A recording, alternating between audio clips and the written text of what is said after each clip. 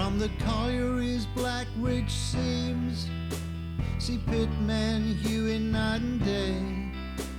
The billet mill, the blast furnace, the works with us in every way.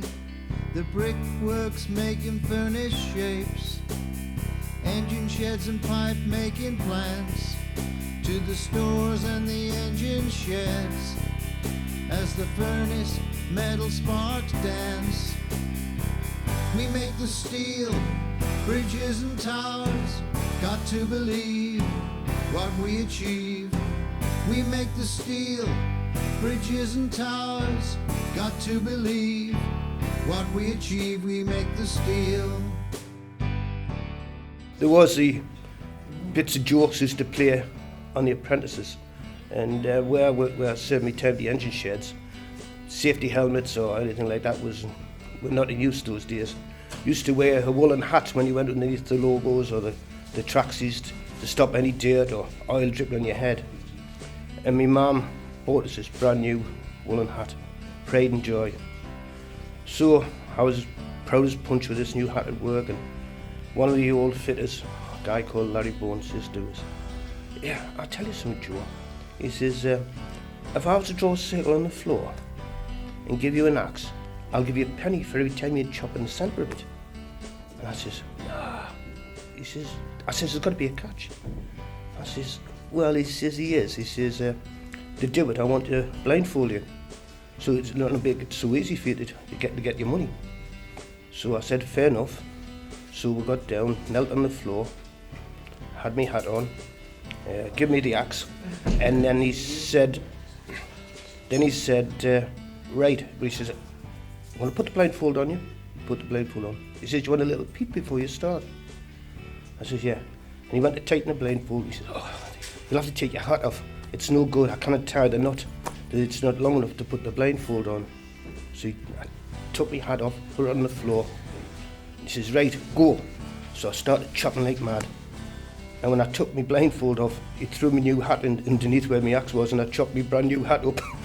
And my mum wasn't very happy when I went home, and I said, "Can I get another new hat?" Because the state the hat was, it was just in shreds. We used to have a barber down in the steel plant, below in the steel plant, and Eddie used to go and get his haircut just like everybody else, and the steel lads used to go, and I was sitting there one day, and they were talking about this bloke who died, but he went on working till 76. He was a good worker. I used to be in there with him. He was working in the old melting shops with me. They were knocking parts of the old melting shops down, actually. That's where I used to go straight up there, you know, climbing straight up like a funky straight up there outside the stuff, and the girder work. And this guy eventually died, and the barber was saying to him, "How, Eddie, you know, the stuff you're pulling out in there, there's asbestos all over the place, and God knows what, fibres of this and that and the other and all that, you know. Of course, he was winding him, he was saying more or less, you've killed the bloody bloke, And he's going, no, when he was 76, I'm waiting, he's 76, well, you wait, he's 76, and your father and all that, And he says, it had nothing to do with it and all that. And the barber says to him, "Well, you may think that, Eddie, but he had his funeral the other day, and it took 3 days to cremate him." So, there was just loads of, the stories were legion, and there was characters all over. You thought nothing of walking into the operative's cabin next door, I had the steel cabin, and you thought now of walking next door, and there'd be a guy riding round there on a bike, naked.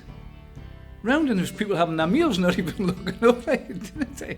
I mean, there was some crackerjacks, you have to say, I remember actually playing a friendly against a team from Chopwell. We used to do this for charity every year, and I'll tell you, there were some monsters in their side, and one of them came out and he said, "I'm forgetting my boots." I says, "Anybody here got any boots?" "No." "Oh," he says, "it's alright, I'll just play in my cricket boots." I says, "You cannot do that." I says, "You've got spikes in the bottom." "Why?" She just had him watch out. And he played in his cricket boots. I don't think anybody ever tackled him. A right character. And as we drank and tried to help the funds out for the charity, he was still sitting there, and about 11 o'clock at night I seen him playing chess with one of the locals, which was something akin to Reggie Cray doing needlework. this character playing chess. I didn't think it was in his remit. We used to visit customers, and we were sent to Warsaw, Birmingham, and we were also sent out to exhibitions to look at new equipment and to purchase it on our say-so when you were in your early 20s, just out of training. And to make sure you got there safely, they used to send me to Birmingham with a chauffeur-driven car, with the chauffeur with his regalia on, his hat and his gloves, in a big black company car, all the way to Birmingham NEC. And of course, when I was there, I was having a few drinks, socialising with some of the suppliers, and they were very concerned about how I would get home. If I drank too much, I wasn't driving, and are you sure you'd be all right on the train? And of course, I just said, oh, my chauffeur's coming for us. And of course, they just nodded and smiled and said yes. And at the end of the day, we were sitting on, it was actually the Kodak film stand. We were sitting talking and having a final drink before I left. And in walks Neil, our chauffeur, all dressed up with his peak cap and his gloves, his leather gloves and his uniform, come in and he said, yeah, Alan, are you ready to go back to concert? And everybody's face just dropped and thought, no, it hasn't been a wind up. And I sat chauffeur driven all the way back in the back of a limousine back up to concert. Another trick we used to play on the apprentices was the penny in the funnel, and it was went on for years and years. But no one ever said anything, but you got new apprentices there. And what they used to do is they used to put a penny on your brow, and they used to put the funnel down inside your overalls or your trousers. And the idea was to shuffle the penny off your brow, onto your nose, onto your chin, and into the funnel. And a few of the guys were practicing it, and it all looked quite good, so it was my turn. So when I was doing this, some dirty oil, dirty water was poured down the funnel, and I was absolutely soaked.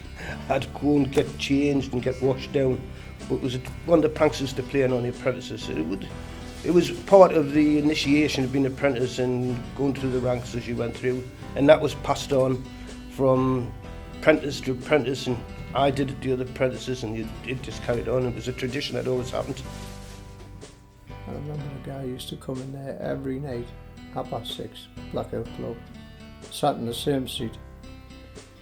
And one Friday night this young lad come in, who was a bit of a stranger to us, and he sat in this chap's seat. And this chap used to get 2 pints every Friday night to start his night off. Put him on the table and just sit down, same seat. And this kid sat down and everybody was saying to him, you'll have to get up out of there, such and such sits there every Friday. In fact, he sits there every night. Well, due to form, the character came in and he walked over, he got his 2 pints, and he just walked straight back to his normal seat and just sat on this kid's knee. And he stayed there. Kid never got a drink all night, he was terrified. I had a bit of an accident, dislocated my shoulder, and I had to go down to the ambulance room.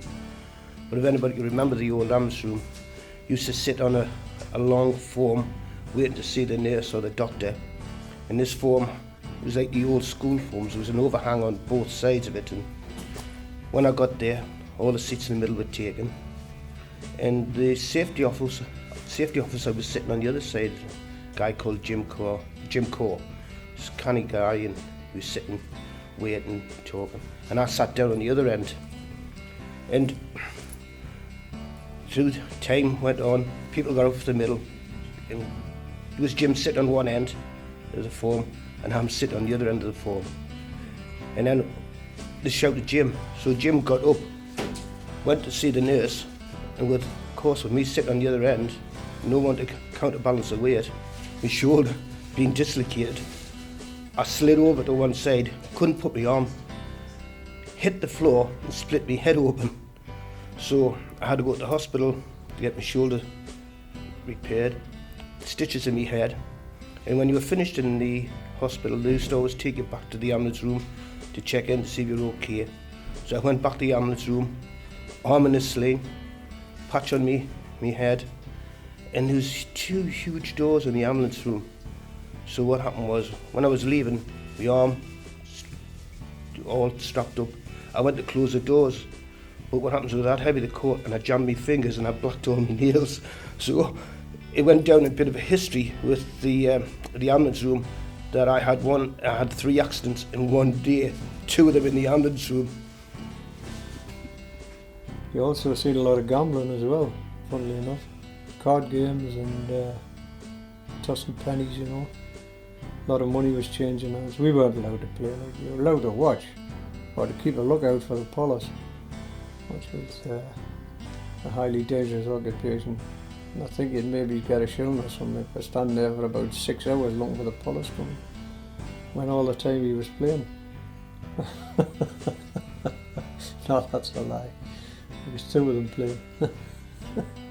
He was born up in Northumberland somewhere, and he was a verger up there, and he decided to come down, and he got a job at Considine Company, and he was living at Allen's Ford, one of the little cottages at the side of the bridge, and he was paying 7 shilling a week rent for it. 1925, the company had a big redundancy plan, paid them off, and he couldn't afford 7 shilling a week. So he went and got this, he had the hut that was in the wood, it was a tin hut in the wood, and he was living in there. And he had a couple of rabbits, and apparently, I never have seen the monkey, but they said he had a pet monkey, you see. And he lived in there, and the condensation on the tin roof used to just drop, because he had an old stove in there, where as soon as the heat got up, snow on the top, used to just drip off the tin sheetings. So he went to Castleside to Milner, and he got himself a coffin made. Got the coffin, and he used to lie in it on the night time, put the lid down, and he was nice and dry and nice and warm. Didn't bother. But he was a great character, and you could see the funny side of things, you know. And there was a bloke used to come and see him regular, and they got on well. And this bloke, this day 2 blokes was coming around, 2 inquisitive, I'll put it that way, and they were looking to see what there was and going around. And he says to him, right quick, he says, I'll jump in my coffin, put the lid down, open the door, ask the lads, will they come and give you a lift with a coffin? You want them over there? He said with the it wasn't a coffin he mentioned, it was a box. So just want the box lifted over there. So they said, right. So he says, make the shoe they get the head. So they got the head, lift the feet. And he says, just say ready when you're ready to lift. And he lifted the hook up, so, you know. And he said something to the effect, make sure you don't drop it. But when the head come out the coffin, they dropped it and they legged it out that door, and he said, never seen him again. You know, and he thought that was hilarious, and he probably done that to 1 or 2 people, you know. We make the steel, bridges and towers. Got to believe what we achieve. We make the steel.